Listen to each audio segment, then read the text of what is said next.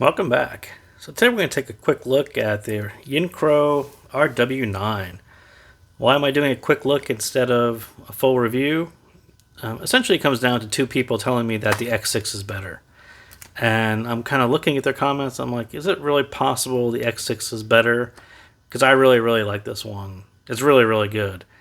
And so I could either spend more time with it and think it's even better than it is, or I'll probably just go and move on to the X6 and see how good it is.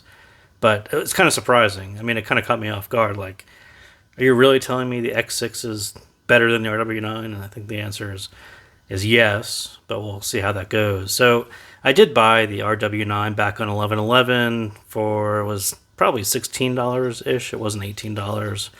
So it's kind of at that higher end of earbud level of tolerance, affordability, and pain. I think they tend to be cheaper. More people buy them when they're a lot cheaper. So $18 is kind of that $20 cap kind of pushes it. But I mean, really kind of a nice looking. I got the blue set, so quite nice. Really like it. So let's kind of quickly walk through all the things that I like. So as I said, it's good. It's very good even. I haven't tried that many earbuds, so I don't want to go out on a limb and say it's the best thing ever, because it probably isn't. But, you know, of the ones I've tried, it's probably my most favorite so far. And I keep on saying so far because that guy is staring at me. So the first thing I noticed when I started listening to it was the balance is just right. And that was coming from the CCA CSN, which had a pretty big dark treble, which was a little off. The details weren't there.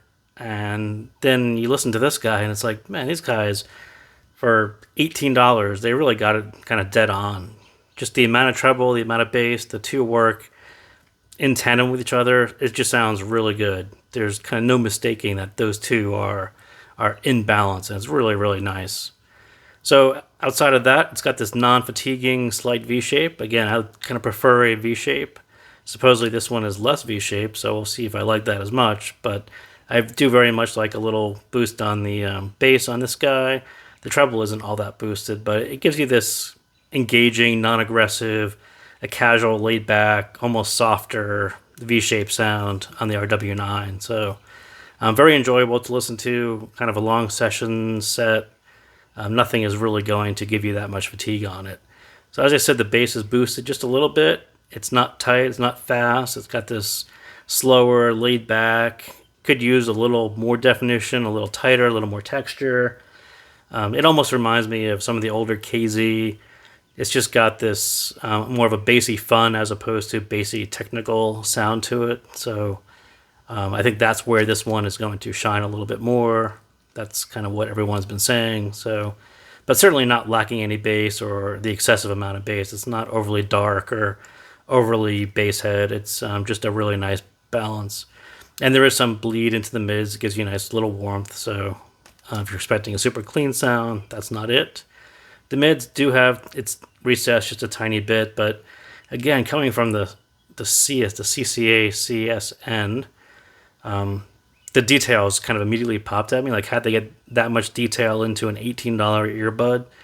And maybe I'm just tainted a little bit from the CSN, but the details are actually quite good. I think probably better than any of the other earbuds, and I've only tried really cheaper earbuds, but it's usually one of the things that's lacking in the more budget earbuds. It's really hard to pick out details, and they really show through. And yeah, kind of impressed with that. Treble, again, it sounds fine. The level is right, in balance, as I said. Present, not fatiguing. There's actually detail there. And it's not rolled off to hide something like they usually do on other pairs that I've tried. So my main nitpick, the stage could definitely be wider. It's very much an in-between the ears experience. I think part of it is I'm not used to the form factor. Do earbuds really go that much wider? And maybe they do, maybe they don't. But that was just coming from IEMs. You'll notice that it's pretty much between your ears and not that much beyond. So that's about it. Again, really like these. Just a quick overview of them, and then I'm probably going to jump on to the X6. So thank you guys for tuning in again, and I will see you next time.